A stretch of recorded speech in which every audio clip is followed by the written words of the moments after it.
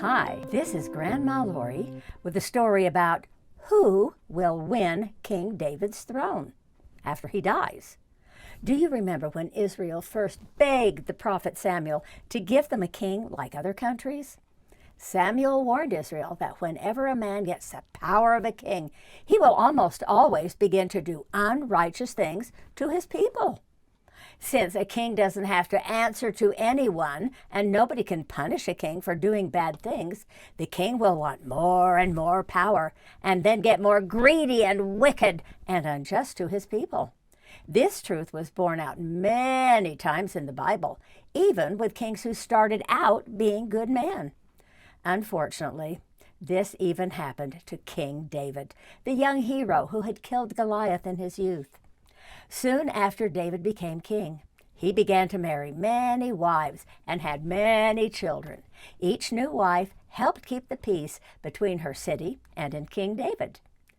Now, there was a big problem with the children of King David. You see, while David was a great king over all of Israel, he was a pretty bad father. Well, yes, he certainly loved his children, and he gave them almost anything they wanted, but King David never made them be righteous or obey God's laws. If they did evil things, he paid no attention to their sins. He was too busy with the duties of a king over millions of people, yes, millions, and waging wars against enemies that he never had time to teach his kids good and evil or the laws of God. He did not punish them when they did wrong. In fact, he hardly even knew when his children did wrong. He was too busy. So, of course, his children went wild, doing any bad thing they wanted to do with no consequences. Do you think that would be a fun way to live? To do anything you wanted without those in charge of you caring about what you did? Do you think that would make you a good person? Let's see what happened to some of David's children. David's first son, Amnon, was supposed to be the heir to David's throne and the next king after David. But cruel Amnon terribly abused his half-sister Tamar in ways that ruined her whole life. But Tamar had a big, full brother who loved her, named Absalom. He was David's third son. He was the most handsome man in Israel. He had gorgeous, waist-long, wavy hair that any girl would envy. Absalom was also the most charming and popular young man in Jerusalem. Everybody loved him. In fact, Absalom was, without a doubt, David's very favorite son.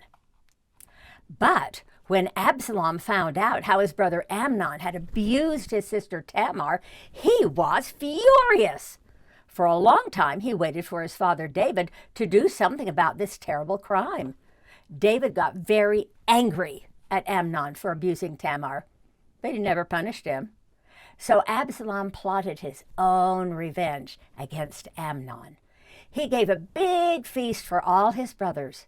When they were half drunk on wine, Absalom gave a signal to his own slaves that meant to kill his brother Amnon. All the other brothers fled, thinking it was an attack on their whole family. We can see that David's attitude of not teaching or disciplining his children was one reason Amnon got away with abusing his half-sister Tamar and not getting punished for it. That was the same reason Absalom, Tamar's brother, felt it was right to just kill his half-brother Amnon to pay him back for ruining Tamar. You and I are very blessed that we were taught right from wrong by our families and the gospel. Sometimes you and I may be upset by the laws of our land and the discipline we get from people in charge, but the laws and consequences are one of the strongest reasons that keep most people doing what is right and avoiding what is wrong. But let's get back to Absalom with the hair.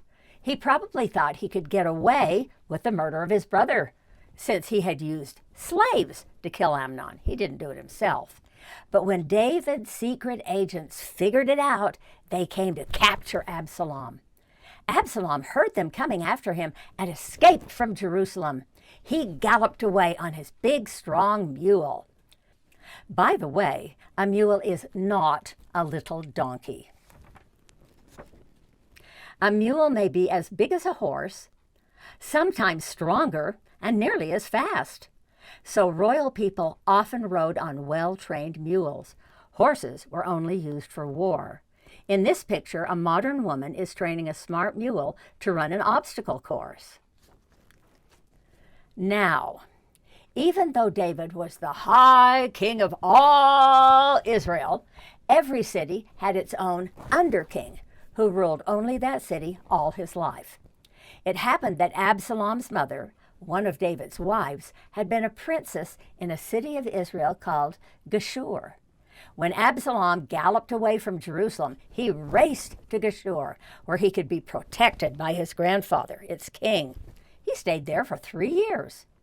During those 3 years, David mourned not just the loss of his oldest son, the crown prince.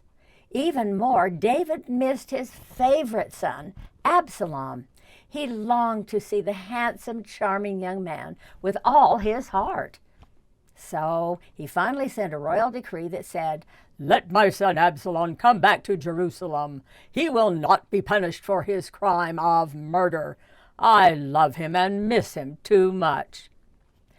By this time, the land of Israel was mostly at peace, and King David was growing a little old, about 60. He was tired and did not feel like taking all the time every day and all the work it required to be a very good king. So he did not sit on his throne every day to judge the cases of his people and to make sure everyone got a fair deal. When David called him home, Absalom returned to the palace. He had often wished he had his father's power and wealth. He saw David's tired boredom and figured that if he, Absalom, could make people love him best, they would choose him to be their king instead of David. So Prince Absalom sat at Jerusalem's gates every day to greet the people who came from all over the country to find justice from his father, the king. Absalom would kindly ask such people to tell him about their problems. Then he would answer, "Your claims are good and right, but the king is too ill to hear your case. If only I were in charge of the land, you could come to me, and I myself would give you justice." With his kindness, handsome charm, and sincerity, Absalom won the hearts of the people of Jerusalem. This went on for 4 years, until much of Israel adored him and wished he were their king. And Absalom was still wishing he could have his father's throne. By this time, Absalom had gathered a great body of followers. They wanted Absalom to be their king now. Why should they wait until old, tired King David died? So Absalom gathered them and led them on a march to David's palace, like an army, to make King David give his throne to Absalom now. But David saw the great group coming and escaped the palace by a back way. They fled across the river Jordan, where they were not so easy to catch. There, David called his most faithful followers throughout all the land. They quickly gathered and fought back against Absalom and his army. David's larger army won, and Absalom panicked. He galloped away as fast as he could on his big, strong mule. The area where Absalom rode was covered with trees. As Absalom went under a low-hanging oak tree, his long hair bounced up and got tangled in the branches that hung down. The mule rode on, but Absalom was caught up, hanging there helplessly by his long hair. He could not get free before David's men caught up to him. General Joab killed Absalom right then and there for outward treason to the king. But David did not want Absalom to die. He mourned in grief for weeks and days, crying out, "Oh, my son Absalom, my son, would to God I had died for thee. Oh, Absalom, my son, my son." David would not quit grieving and weeping until General Joab came and told him that his people would rebel against him unless he got his acts together and started taking care of his people again as a king should.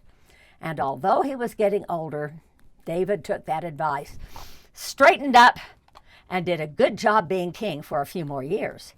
The people loved him again and were glad he was their king. Something you may not know is that during all of his years as king, David had been collecting huge storehouses of gold, silver, jewels, and every kind of riches to build a great temple to the Lord. Not just a cloth tabernacle like they carried through the wilderness, but a gorgeous big temple of dressed stone, precious metals, and rare woods that would last for ages. It would be a magnificent monument to show the whole world how much Israel and David loved their God. While David was planning, God actually spoke to King David about building this temple. The Lord said, "My son, you have been a man of war and have fought many battles and shed much blood. My house must be built by a man of peace. When you die, your son Solomon shall reign, and he shall have peace, and he shall build my house for me." David told Bathsheba the Lord's message and promised her that their son Solomon would indeed grow up to be the next king because the Lord had commanded it. However, as David grew old, near to age 70, his health began to fail. But who would rule the kingdom with David bedridden? The first two heirs to the throne, his oldest sons, were gone. But David had a fourth son named Adonijah, who saw that David was getting older and weaker by the day. The old king could hardly get out of bed anymore. So Adonijah decided that he had better not wait for King David to die. The kingdom would be chaos without any official king chosen to rule Israel. He had better take over the kingdom right away before any more of David's sons could try to grab the throne.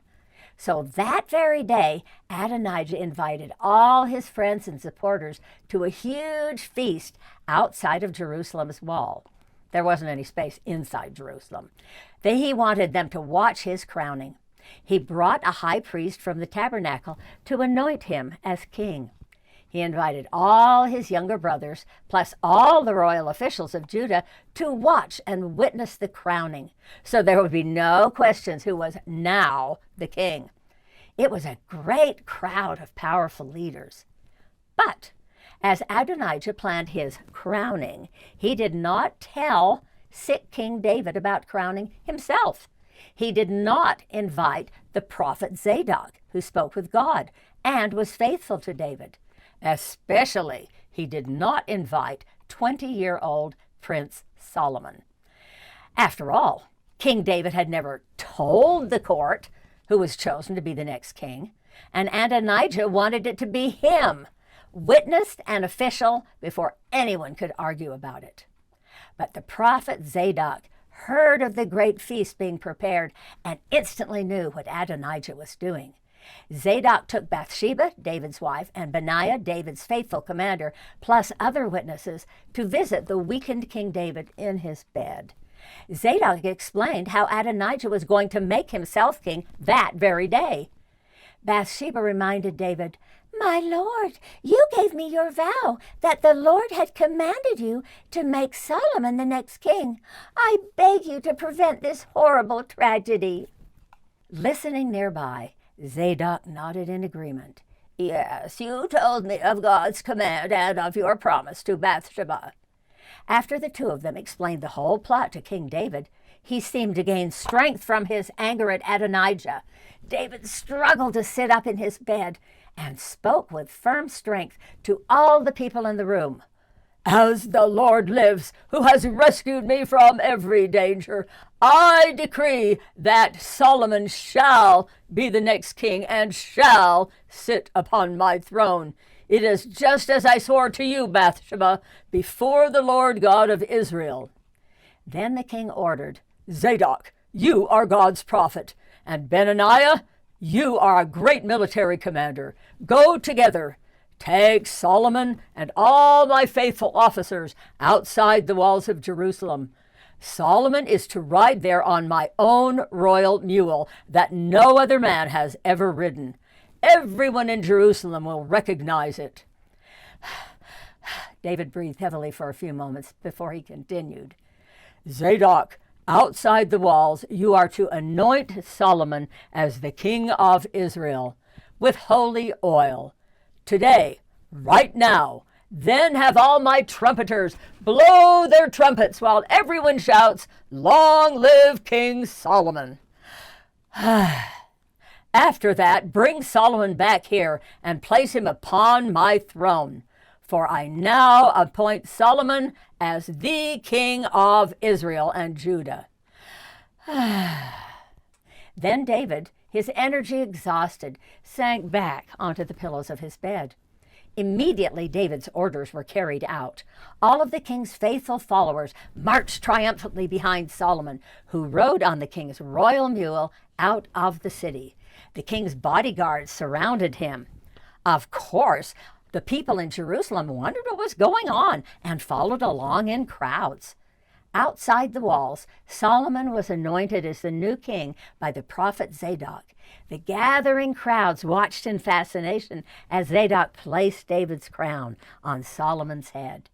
As the trumpets blew, all the people and officials shouted over and over, "Long live King Solomon! Long live King Solomon!" Their cries echoed loudly through the whole valley. Of course, the followers of Adonijah, having a banquet not terribly far away, heard the trumpets and cheering and sent a servant to find out what was going on. Soon the servant returned to Adonijah's party and breathlessly shouted, "Master, King David has declared Solomon as his new king. The prophet Zadok anointed him, and the king's own bodyguard surrounds him. Solomon even rode there on the king's own mule. All of the city is cheering and rejoicing for Solomon." Adonijah was stunned. He could hardly breathe. This was perfect proof to the city and the nation who was the king by David's decree and who was in trouble and had better get away fast. Later, David rejoiced, saying, "Blessed be the Lord God of Israel, who has chosen one of my sons to sit upon my throne while I am still alive to see it." Not long after this, David died. As it turned out, the new King Solomon was very quickly seen to be the wisest and smartest man in Israel. In fact, Solomon became known through the whole world of that time as the most astoundingly wise, able to discern truth from lies every time, and to call upon the Lord often for guidance. At last, Israel and Judah could live in peace with no more wars, and with Solomon as their mightiest king ever. See you next time.